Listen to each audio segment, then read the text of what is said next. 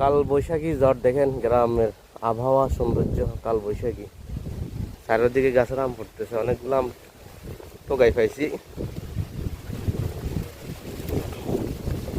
ও কি দারুণ। বিদেশে কি ইচ্ছা ওইটা এরা অন্য তুফান হলে ভালো হবে। ভালো। দেখেন তুফানের সাথে সাথে কতগুলো আম পাইছি গাছ থেকে, অনেকগুলো আম পড়ছে। গাছ উঠলে খন্দের ঘর বুঝেন না।